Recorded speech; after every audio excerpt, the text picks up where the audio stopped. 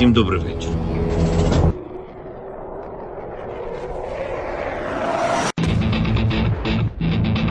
On behalf of the brave, on behalf of every father and every mother who waits for freedom, on behalf of our warriors, and paves the way for a new history. Hello and welcome to Tochnyi Weekly, the show that gets behind the headlines to discuss the Russian invasion of Ukraine. Got a nice little broadcast for you today.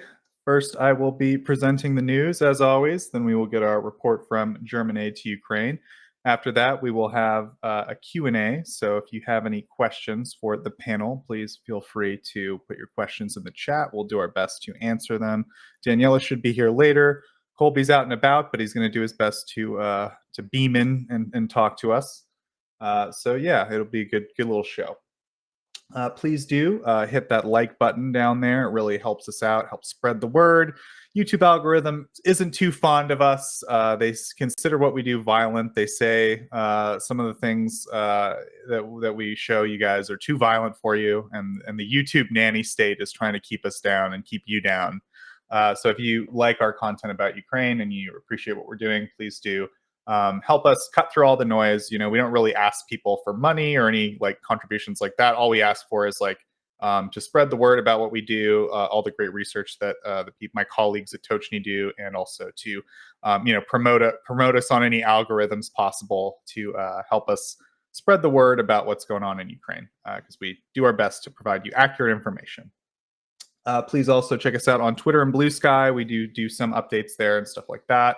And we're not really active on other social media. So like I said, if you could spread the word about us, but yeah, if you want to follow us on social media, you can get us there.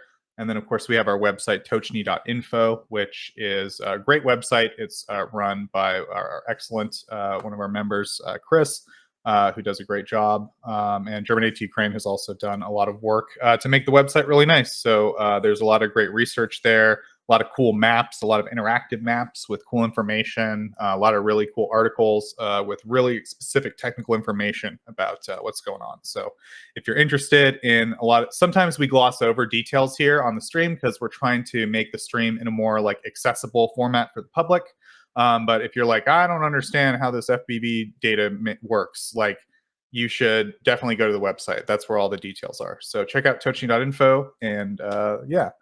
And then, of course, we will have a little Q&A. We'll do our best to answer any questions that you guys have in the live chat. So we appreciate everyone tuning in to live chat for the broadcast. And if you have any questions at any point in the stream, feel free to ask. We'll look through all the questions at the end. We'll do a little Q&A for you. So I think that covers everything for the intro. Without any further delay, I will now cover the news. These are the main headlines as of January 26th, 2025. Ukrainian forces launched a series of attacks overnight on January 21st, striking multiple targets within Russian territory and the occupied areas. According to Ukraine's general staff, the strikes hit Lyskinskaya oil depot in Russia's Voronezh Oblast, the Smolensk aviation plant, and a Russian command post in Donetsk Oblast. The Russian Defense Ministry reported intercepting a significant number of Ukrainian drones, stating that a total of 55 were shot down. Among these, 10 drones were reportedly downed over Smolensk, while another 6 were intercepted over Voronezh. The Lyskinskaya oil depot, which had previously been targeted on January 16th, was hit once again. Ukrainian drones struck fuel and lubricant storage tanks at the Rosneft-operated facility, resulting in a fire, according to the general staff. The governor of the oblast, Alexander Gusev, confirmed the attack on the facility located in the village of Lysky, approximately 140 kilometers from the Ukrainian border in Kharkiv. Also, a coordinated effort by Ukraine's unmanned systems forces and special operations forces targeted the Smolensk aviation plant.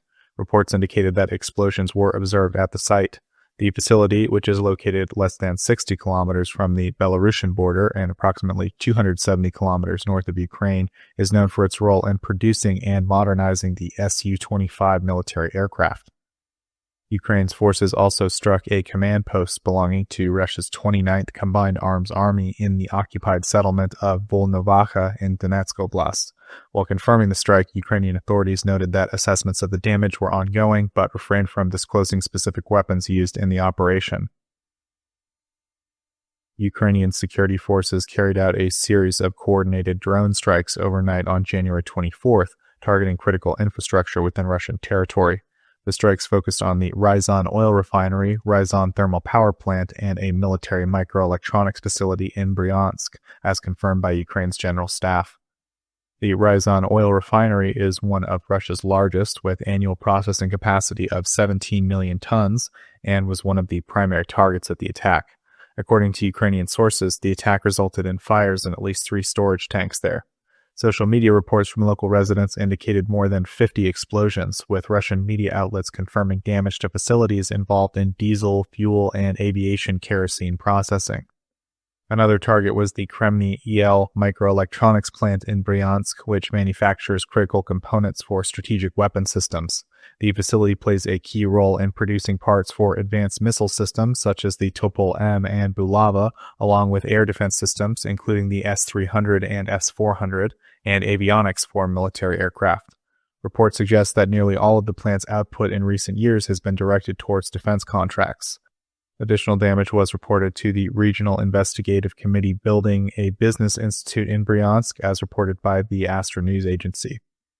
Russia's Ministry of Defense responded by stating that its air defense forces intercepted a total of 121 drones across various regions. Specific figures included the interception of 37 drones over Bryansk, 20 over Ryazan, and additional defenses deployed in Moscow and surrounding areas. The Moscow region was also reported to have experienced drone incursions. According to Mayor Sergei Sobyanin, air defenses successfully intercepted incoming drones and prevented significant damage. Russian defense forces in the Kolomna and Ramenskoye districts were deployed to neutralize aerial threats aimed at the capital. Cyber specialists from Ukraine's Defense Ministry's main intelligence directorate carried out a large-scale cyber operation against Megaphone, a major Russian telecommunications provider known for its role in supporting Russia's activities against Ukraine. The attack caused widespread disruptions in mobile and internet services across key regions, including Moscow, St. Petersburg, and several parts of Russia. Users experienced difficulties with mobile communications, internet connectivity, and the functionality of various applications and services. Within a few hours, Russia's communications regulatory body, Roskomnadzor, acknowledged an issue with Megaphone's infrastructure. Despite the company's public claims that its network was functioning normally, it conceded that some users were encountering access difficulties and attributed them to external factors beyond its control. Russian media later confirmed that the disruptions were the result of a highly effective distributed denial of service attack, described as a, quote, carpet bombing assault which overwhelmed Megaphone systems. The cyber attack not only affected Megaphone, but also extended to other service providers such as Yota and NetByNet. As a result, many Russian users temporarily lost access to popular online platforms, including Steam, Twitch, and Discord. These platforms have reportedly been utilized by Russian military and intelligence personnel as part of their activities and communications in the ongoing war in Ukraine. While you ponder Russian officers using Steam messages to coordinate military operations in Ukraine, we will transition to economy and aid. Sweden is set to expand its support for Ukraine's defense sector with a new investment aimed at enhancing the production of long-range weaponry. Ukraine's Ministry of Defense announced that Sweden will allocate financial resources as part of an upcoming large-scale military assistance package expected to be provided in the near future. Deputy Defense Minister Serhiy Boyev recently held discussions with Brigadier General Johan Axelsson, who oversees technical systems testing and evaluation at Sweden's Defense Materiel Administration. During the meeting, Axelsson indicated that the Swedish government is on the verge of approving what is anticipated to be their most substantial aid package provided to Ukraine since the beginning of the full-scale invasion. The forthcoming assistance will not only focus on supplying weapons, but also on investing directly in Ukraine's defense industry. A key objective of the funding is to boost the production of advanced long-range capabilities, including the potential expansion of domestic manufacturing for strike drones such as the Luti model and Neptune cruise missiles. These systems have demonstrated increasing effectiveness in targeting Russian military assets. Sweden's funding will follow the framework of the Danish model, which involves purchasing weapons from Ukrainian manufacturers based on the needs and requests of the Ukrainian Defense Forces. The approach is designed to strengthen Ukraine's domestic production capabilities while meeting immediate military demands. The meeting also resulted in an agreement to develop a bilateral framework aimed at supporting joint defense projects. Both parties discussed specific proposals and identified priority defense products to be produced under the initiative. The investment builds on previous Swedish support, including a €20 million allocation last October as part of a €63 million aid package directed toward the Ukrainian defense industry. Sweden has committed to a 3-year assistance program, pledging $7.5 billion in military aid starting in 2025. Ukrainian President Volodymyr Zelensky recently commented on the reported suspension of U.S. civilian aid programs to Ukraine, which are said to be on hold for 90 days following a directive from the newly appointed Secretary of State, Marco Rubio. During a press briefing alongside Moldovan President Maia Sandu, Zelensky acknowledged the situation but highlighted that military support from the United States has so far remained unaffected. Reports from Politico sources suggest that the State Department's temporary pause covers most foreign aid expenditures, excluding allocations for Egypt, Israel, and emergency food aid programs. After the 85-day mark, Rubio is expected to advise President Trump on which initiatives should continue and which should remain frozen. Sources within USAID, cited by Reuters, confirm that Ukraine's humanitarian support is among the affected programs. The freeze impacts vital sectors such as healthcare and education, aligning with the administration's broader push to curb what it perceives as excessive spending on international aid, a long-standing concern among Trump and some Republican lawmakers. Upon returning to office, Trump issued an executive order mandating a comprehensive review of all foreign aid expenditures by the State Department. Despite many programs having pre-approved congressional funding, which represents legal challenges to their suspension, Rubio's directive appears to expand the order's reach. Reports suggest that the suspension has caused concern among State Department personnel, although official statements on the matter have yet to be released. Ukraine and Japan have introduced a collaborative initiative called Jupiter, aimed at leveraging infrastructure technology to support Ukraine's recovery and rebuilding efforts. The initiative, launched by Ukraine's Ministry for Development of Communities and Territories, focuses on involving Japanese businesses in reconstruction projects across the country. Jupiter is intended to establish a structured and effective partnership between Ukraine and Japan, ensuring a coordinated approach to rebuilding efforts. According to the Deputy Prime Minister for Recovery, the platform will facilitate clear communication between the two nations and help define key priorities to address Ukraine's most urgent reconstruction needs. The initiative is to serve as an information hub for Japanese companies, offering updates for ongoing developments and highlighting critical recovery projects. Ukraine plans to work closely with Japan in sectors such as residential infrastructure and workforce development and transportation and related industries.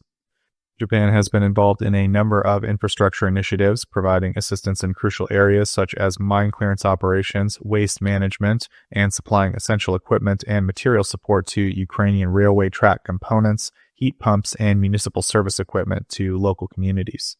Japan's contributions also extend to joint projects with the Japan International Cooperation Agency, which continues to collaborate with Ukraine on various reconstruction initiatives. The partnership with Jupiter represents a strategic effort to enhance Ukraine's recovery process by integrating Japanese expertise and resources into key building efforts. An investigation has revealed that the Italian steel company, Ireland and Daniela are not here to hear me butcher this, Cividale SpA, has profited significantly from its involvement in the Russian market, earning approximately €93 million from 2014 and 2023, despite international sanctions. The findings published by the Italian investigative outlet IRPI Media in collaboration with the sanctions expert Roman Steblivsky from Trap Aggressor highlight how Italian financial interests have continued to support Russia's defense sector despite restrictions imposed by Western nations.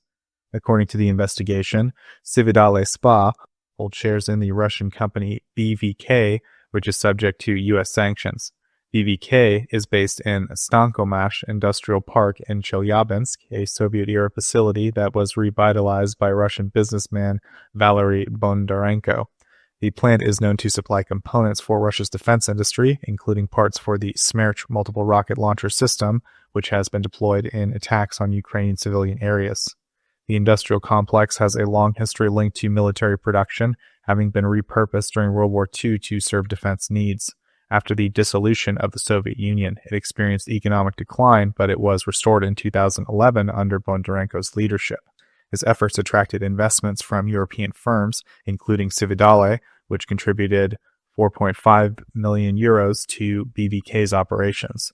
Bondarenko, who holds the majority stake, retains control over the industrial park and its associated enterprises.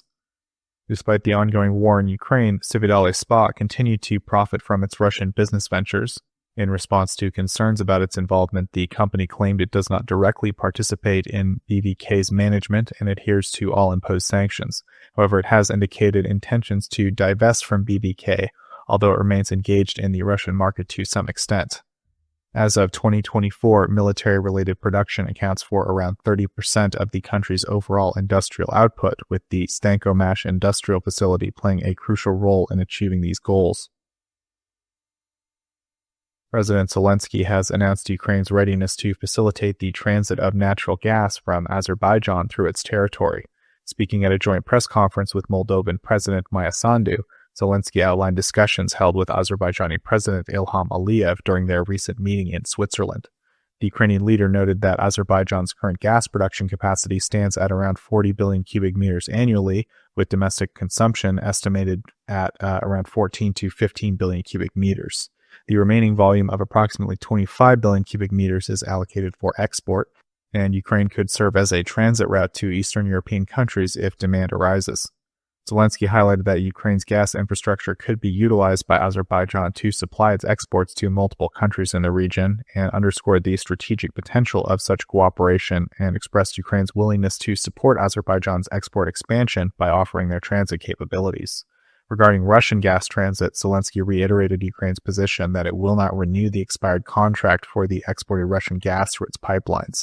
He emphasized that the decision aligns with both legal and ethical considerations and asserted Ukraine will not contribute to Russia's revenue generation. Instead, he welcomed the prospect of facilitating Azerbaijani gas exports, positioning it as a mutually beneficial alternative. So those of you who tune in every week know that I report on this somewhat frequently in terms of Azerbaijani gas in Europe. I think reading between the lines here, it sounds like Ukraine is saying that they're willing to transit Azerbaijani gas, but they're not willing, which Azerbaijan wants to do, to also take a whole bunch of Russian gas and just call it Azerbaijani gas and move it through Ukraine. That seems to be what's being said between the lines here. So it doesn't sound like there's been any movement, but you guys know I always report on this Azerbaijani gas thing that's going on. The cost of transporting Russian ESPO crude oil to China has experienced a sharp increase, soaring to nearly 5 times its previous levels following sanctions imposed by the United States. Shipping fees from Russia's Kozmino port to China have now increased to $7 million per voyage, and marks a significant rise from $5.5 million the previous week, and a stark contrast from the pre-sanction rate of $1.5 million. The impact of these sanctions has introduced considerable challenges to the ESPO oil trade, with Chinese ports adopting a more cautious approach when handling tankers linked to sanctioned entities. The highlighted scrutiny has disrupted regular shipping operations, as several vessels previously dedicated to the route have been blacklisted. Tankers that traditionally transported oil from Russia's western ports, such as Ust-Luga and Primorsk, are now being redirected to eastern routes to meet Chinese demand. Among the recent vessels entering the trade route is Legend, an Aframax-class tanker that loaded its first shipment at Kozmino on January 20th. The vessel was previously transporting Urals crude from western Russia to export terminals, but now will be headed to Huizhou in southern China. Russia ended 2024 with its most significant budget shortfall in recent years, reaching approximately 3.5 trillion rubles, equivalent to around $35 billion. The figures reported by the Moscow Times, based on data from the Russian Ministry of Finance, reflect a substantial gap between expenditures and revenues. Preliminary assessments suggest that the government spending exceeded initial projections by roughly 800 billion rubles, or around $8 billion, bringing total expenditures for the year to about 40 trillion rubles, or about $400 billion. This is a notable increase compared to the previous year and highlights financial pressures faced by the government. A surge in inflation towards the end of the year contributed to a significant rise in revenue from non-oil and gas sectors, which saw a 26% increase amounting to 25 trillion rubles, or around $257 billion US dollars. In accordance with fiscal regulations, these revenues were directed to fund government spending. Despite also experiencing a 26% increase, revenue from the oil and gas sector, totaling 11 trillion rubles, or around $111 billion, did not meet expectations. The deficit stands as the largest recorded in recent years, surpassing figures from previous years, which were around 3.3 trillion rubles in 2022 and 3.2 in 2023. Over a 3-year period of the ongoing war with Ukraine, Russia's total budget shortfall has accumulated to approximately 10 trillion rubles, which is around $100 billion US dollars. However, accounting for Russia's growth in GDP due to military spending as a proportion of the country's gross domestic product, the deficit has seen a slight reduction, falling to 1.7% compared to 2.1% in 2022 and 1.9% in 2023. Up next, we have foreign relations. Russia and Uzbekistan have agreed on a long-term military strategic partnership program that will remain in effect until 2030, according to an announcement by Russia's defense ministry. The partnership plan includes 50 joint military initiatives planned for 2025, with additional strategic projects extending from 2026 through 2030. Specific details regarding these activities were not disclosed.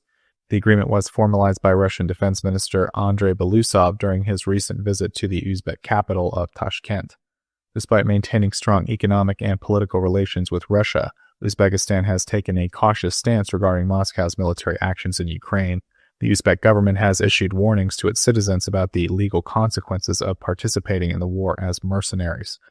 Although closely linked to Russia economically, Uzbekistan has opted not to participate in the Moscow-led regional organizations such as the Eurasian Economic Union and the Collective Security Treaty Organization, signaling a degree of strategic autonomy in their foreign policy.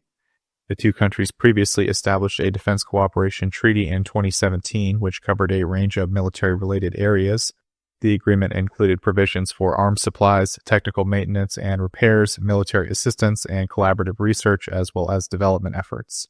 The newly signed strategic program is expected to build upon and expand on that framework set by the earlier treaty and reinforce defense ties between the two nations. Russian President Vladimir Putin and Chinese President Xi Jinping held a video conference in demonstration of their strategic alliance, coinciding with Donald Trump's inauguration as the 47th President of the United States. Speaking from his residence outside Moscow, Putin emphasized the strong partnership between Russia and China, describing it as grounded in mutual interests, equality, and shared benefits. He addressed Xi as a close and valued ally and reinforced deepening ties between the two nations. While neither Putin nor Xi directly referenced Trump during the publicly broadcasted portion of their discussion, the timing of their conversation suggests an effort to align their approach in response to the new U.S. administration. Trump has previously signaled intentions to impose tariffs and adopt a more confrontational stance towards China, while also hinting at potential areas of cooperation, such as addressing regional conflicts and the regulation of fentanyl-related substances. Trump has expressed his desire to swiftly broker an end to the war in Ukraine, a process that would likely involve China due to Russia's increasing reliance on its economic and political backing. Although no official statement was released following the Putin-Xi meeting, Kremlin foreign policy advisor Yuri Ushakov indicated that the leaders discussed potential engagement with Trump and possible frameworks for a resolution to the war in Ukraine. Moldovan President Maya Sandu visited Kyiv for discussions with Ukrainian President Volodymyr Zelensky as tensions in the breakaway region of Transnistria continue to escalate. The pro-Russian enclave, located along Moldova's border with Ukraine, has been experiencing widespread energy shortages, including heating, hot water, and electricity disruptions following the expiration of a key gas transit contract at the beginning of the year. Since the termination of the Kyiv-Moscow agreement that previously allowed Russian gas to flow through Ukrainian pipelines to Transnistria, the region has faced an energy crisis.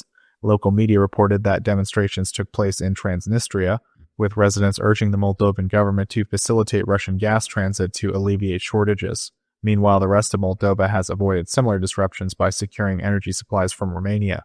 As Ukraine continues to resist Russian military aggression in its third year, Moldovan officials are increasingly concerned about potential efforts by Moscow to destabilize the region through the energy crisis in Transnistria.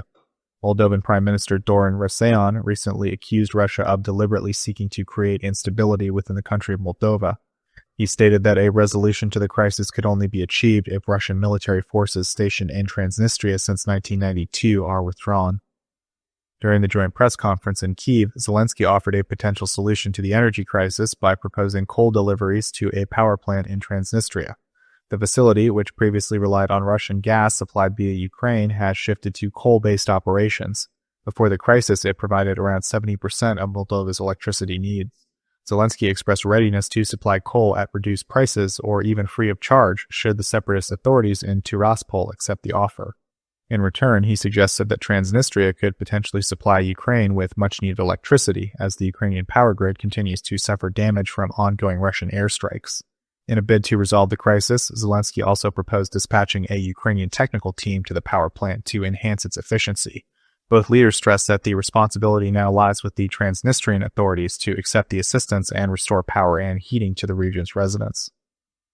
The U.S. Department of Homeland Security has halted several programs that previously allowed immigrants to temporarily settle in the country, including an initiative designed for Ukrainians.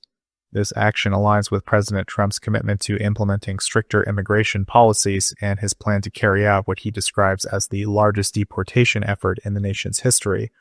A directive obtained by the New York Times indicates that all financial decisions regarding applications for these programs have been put on hold while the administration conducts a thorough review to determine their future. The suspension affects individuals from countries facing severe instability and crises such as Ukraine, Cuba, Haiti, and Venezuela. Officials from the Trump administration have stated that the president believes many of the programs in question were not legally established in the first place. One of the programs affected is Uniting for Ukraine, which was introduced during the Biden administration to provide temporary entry into the U.S. for Ukrainian nationals with financial sponsors.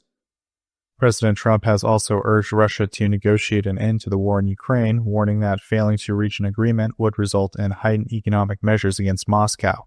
On January 22nd, Trump stated that if a resolution is not achieved, he would have no option but to impose substantial taxes, tariffs, and sanctions on Russian exports to the U.S. and other cooperating nations. Trump's remarks made via his Truth Social platform emphasized his preference for a peaceful resolution, suggesting that negotiating a settlement would be a more favorable path. While maintaining that he does not intend to harm Russia and highlighting his historically positive relation with Russian President Vladimir Putin, he underscored the urgency of reaching a diplomatic solution to prevent further loss of life. The statement coincides with ongoing efforts by his administration to develop a sanctions framework aimed at pushing Moscow towards peace negotiations. According to a Bloomberg report from January 16th, two primary strategies are currently under consideration. One approach would offer conditional sanctions relief to Russian oil producers as an incentive for progress in peace talks, while the other seeks to implement tougher restrictions to intensify economic pressure on the Kremlin. Trump has consistently expressed his determination to bring the conflict to an end quickly, but has yet to outline a comprehensive plan detailing how he intends to achieve the goal. When questioned on January 21st about the possibility of enforcing further sanctions should Putin refuse to engage in negotiations, Trump responded that such measures were a strong possibility. And now a section I call Ukrainian politics that are too complicated for me to understand, but I have to report on them anyway. Ukrainian authorities have announced the arrest of two high-ranking generals and a colonel on charges of negligence related to the loss of territory in the Kharkiv direction to Russian forces in May of 2024. The Security Service of Ukraine and the State Bureau of Investigation reported that the detained officers include former commanders of key military units operating in the region. The identified individuals are Brigadier General Yuri Halushkin, Lieutenant General Artur Horbenko, and Colonel Ilya Lapin. They previously held leadership roles in the Kharkiv Operational Tactical Group, the 125th Separate Territorial Defense Brigade, and the 415th Separate Rifle Battalion of the 23rd Separate Mechanized Brigade.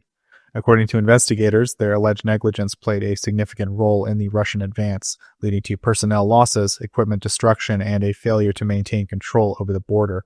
Halushkin is accused of assigning defensive responsibilities to the 125th Brigade that were beyond its operational capabilities, while failing to provide necessary oversight to the situation. Investigators claim that his decisions compromised the region's defenses.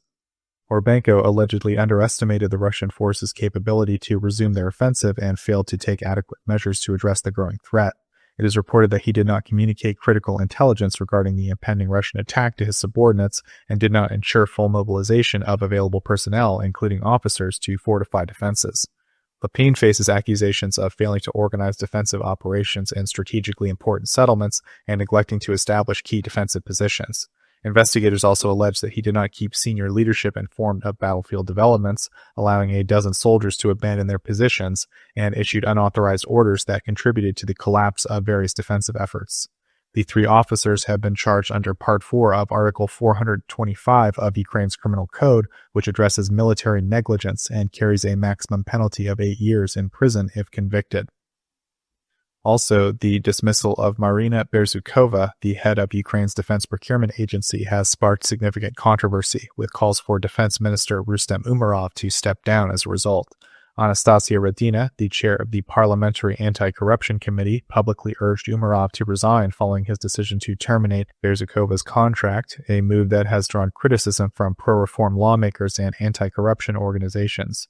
Berzukova and the Defense Procurement Administration have rejected Umerov's decision, asserting that it lacks legal standing and that she remains the agency's rightful leader. According to the agency, only its supervisory board has the authority to extend or terminate the director's contract under Ukrainian law and the agency's charter. On January 23rd, the board unanimously voted to extend Berzukova's tenure for another year, but the following day, Umerov overruled the decision, citing dissatisfaction with her performance. Critics argue that Umerov's actions threaten the DPA's independence, which was established in 2022 to ensure transparency and curb corruption in defense procurement. They claim that the minister's intervention could jeopardize Ukraine's military aid from Western allies, which heavily relies on transparent procurement processes. In response, the DPA issued a statement condemning the dismissal as an attempt to exert undue influence on the agency's governance and a violation of prior agreements between the ministry, civil society, and international partners. Radina criticized Umerov for undermining procurement reforms, accusing him of unlawful interference and failing to meet procurement targets. She argued that Ukraine's defense sector requires leadership that prioritizes transparency and an adherence to the law. The controversy has intensified due to amendments made by the Defense Ministry to the agency's charter, which now allows the ministry to override the supervisory board's decisions, a change that lawmakers and watchdogs claim is unlawful and undermines the DPA's independence. Following the dismissal, the Anti-Corruption Action Center filed a complaint with Ukraine's National Anti-Corruption Bureau, urging an investigation into Umerov on allegations of abuse of power. Despite Umerov's dismissal, Berzukova has insisted she will continue fulfilling her responsibilities and asserted that her contract, which began in January 2024, remains valid until January 2025. And as of now, Berzukova remains in her post. During the World Economic Forum in Davos this week, President Volodymyr Zelensky held separate discussions with several leaders, including Serbian President Aleksandar Vučić and Argentine President Javier Milei. These are just the 2 most interesting to me, focusing on key diplomatic and economic issues. Zelensky, leading the Ukrainian delegation at the forum, engaged in a series of high-level meetings aimed at strengthening Ukraine's international partnerships and addressing security concerns. In his meeting with Vučić, the discussion centered around Serbia and Ukraine's aspirations for European Union membership and the importance of security guarantees. Despite Serbia's historically close ties with Russia, Vučić has publicly recognized Ukraine's sovereignty over Crimea and Donbass, calling Ukraine a friendly nation. Zelensky emphasized the necessity of robust security guarantees to ensure lasting peace in the region. This meeting followed Vučić's recent proposal to host a potential meeting between U.S. President Donald Trump and Russian President Vladimir Putin in Belgrade. Zelensky's talks with Milei covered economic collaboration, recent global developments, and Argentina's relations with the United States following Trump's inauguration. Zelensky extended a warm invitation for Milei to visit Ukraine, expressing appreciation for Argentina's support and encouraging him to witness firsthand the resilience of the Ukrainian people. The 2 leaders agreed to sustain high-level dialogue and explore opportunities for strengthening trade and economic ties. Milei has consistently voiced strong backing for Ukraine's sovereignty in response to Russia's invasion, and Zelensky was invited and attended Milei's presidential inauguration in Buenos Aires in December 2023, where they held discussions to solidify bilateral cooperation. Argentina has demonstrated its commitment to support Ukraine by joining the Ukraine Defense Contact Group, which coordinates military assistance, and participating in the international coalition working to return Ukrainian children forcibly taken by Russia. At Davos, Zelensky also focused on building relationships with Latin American leaders, which is a key objective for Ukraine's diplomatic outreach. They really had more meetings than I can count, including the one I reported on earlier with the leader of Azerbaijan, but I'll leave it there. And my last item for this week, the city of Vologda has become the first in Russia to formally integrate patriotic lessons into kindergarten programs, marking an expansion of the nationwide wartime educational initiative. According to an investigative outlet called Agentstva, the program titled, quote, Important Conversations, was initially introduced in schools in 2022 after Russia's full-scale invasion of Ukraine. Following encouragement from President Vladimir Putin, the initiative has now been extended to younger children to instill patriotic values from an early age. The new curriculum was launched across more than 70 kindergartners in Vologda, with the first lessons taking place on Monday. Reports indicate that some institutions incorporated military-themed activities, dressing children in uniforms, providing toy weapons, and simulating battlefield scenarios by applying bandages to mimic combat injuries. Vologda's municipal authorities stated that the purpose of the lessons is to educate children about the Soviet Union's contributions during World War II. The classes are scheduled to take place weekly and will conclude in early May, aligning with Russia's Victory Day celebrations on May 9th, which commemorate the defeat of Nazi Germany. The idea to introduce the program for preschoolers was first suggested by a kindergarten teacher from Vologda during a meeting with Putin in October. He responded positively to the proposal, and that led to the program's formal implementation in the city. Although similar lessons were tested in approximately 100 kindergartens across the country last year, Vologda stands out as the first to make it a mandatory component of early childhood education. Russia's education ministry is expected to present a report to Putin by March 1st, assessing the potential for expanding the initiative nationwide. The initiative has faced criticism from some quarters, with concerns raised about its potential to serve as a means of indoctrination rather than education. However, those people will probably be pushed out a window. And that wraps up my news report for this week. We will now move to the next segment. Yeah, that would be mine. Always impressive how long you talk, Joseph, without any issues. Before we start with my segment, I just want to quickly mention that sadly we just lost connection to Colby. He won't come back. And Daniel also just wrote that he has family things to attend, so he also won't come. Which basically means that Q&A will be very tight. Joseph and me are, of course, doing our best to answer any questions you might have. You can ask anything, but please just understand that we might not be able to answer specific questions. We got a queue already. We should when will the panel be bigger? I mean, so we're just a little light this week. I would say Erlen's, off doing things, and then we just have, we have with some people that happens where they are doing their best to make it, but they have kind of things going on Sunday. We would like the panel to be bigger. Definitely, we'll do our best. I don't know. We put it on Ireland a lot to kind of organize that. Maybe we could reach out ourselves during the week to some people, but I don't know. We'll do our best to make the panel a little bigger. We definitely don't want to be the only ones up here ourselves. But anyway, Mr. Germany to Ukraine, if you could please give us your update. Yeah, welcome. As always, I will now present this week's most important news from Germany regarding Ukraine in, as usual, very short segment. We start with information provided by the Minister of Strategic Industries of Ukraine, who stated on Tuesday that KNDS Deutschland has apparently officially opened a joint venture with an unnamed Ukrainian defense company in Ukraine.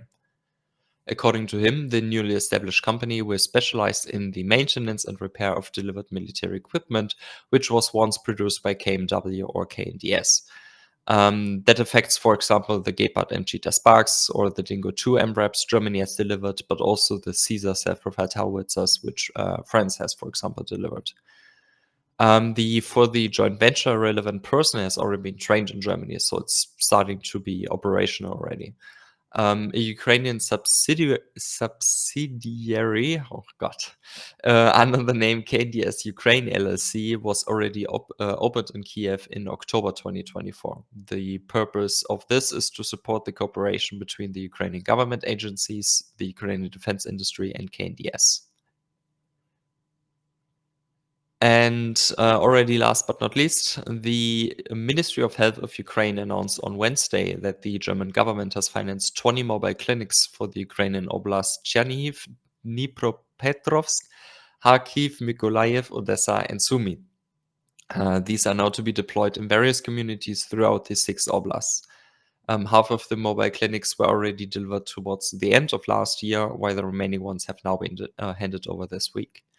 Each mobile clinic is not only equipped with the necessary medical equipment to diagnose and treat patients, but also with air conditioning, a ventilation system, a heater, water tank, a generator, and batteries for power backup or backup power to ensure uninterrupted operation, even during power outages, for example, caused by Russian attacks.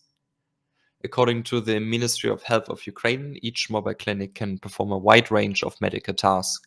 These include general consultation, diagnostics, treatment, laboratory services, ultrasound, vaccination, maternal and childcare, ECG, and more. So yeah, there are very nice vehicles which will probably have a meaningful impact in the communities where they are now being deployed. And yeah, that's already for my segment. I think we should wrap it up if nobody has anything to say anymore.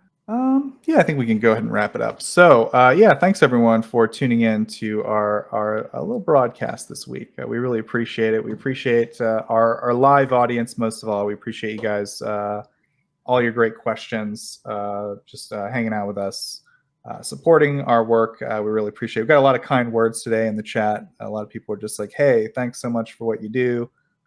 So yeah, we really appreciate that. It's super nice to have all the support. Yeah, I don't know, like YouTube really.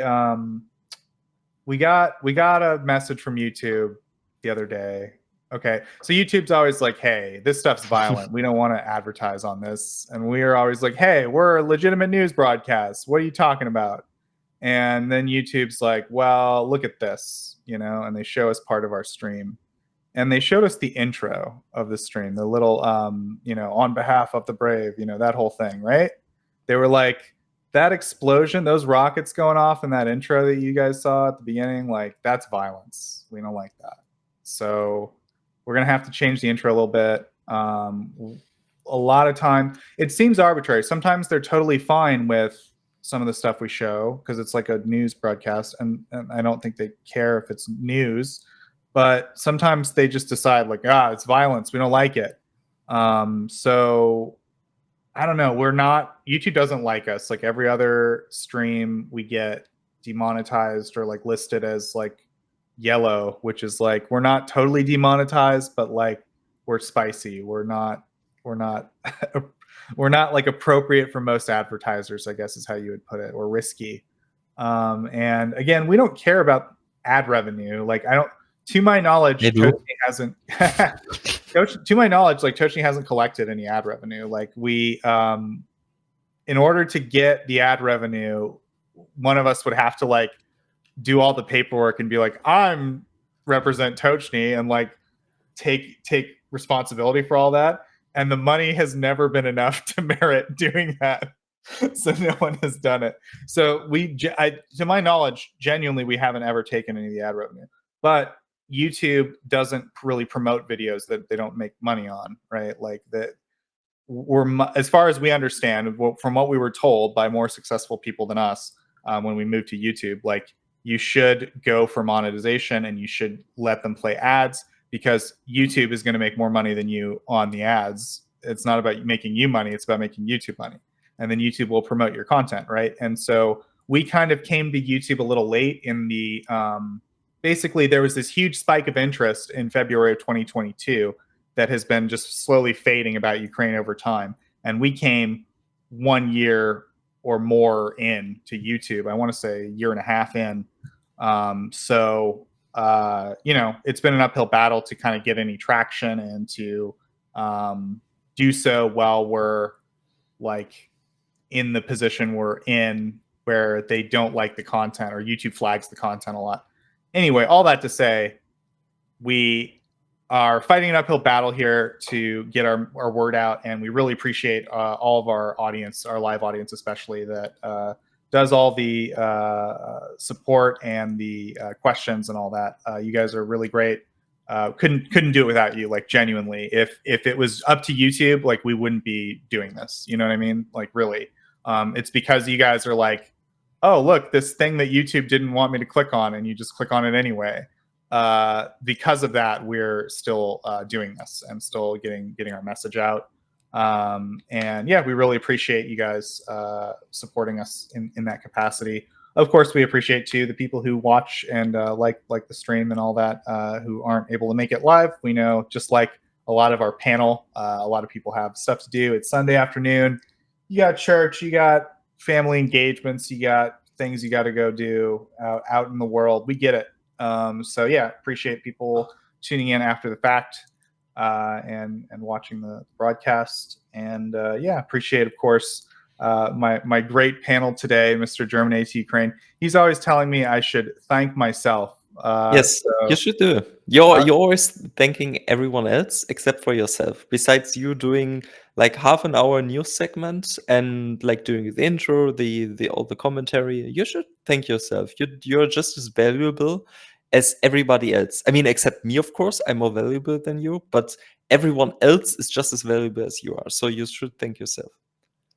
It feels doesn't feel right to thank myself, but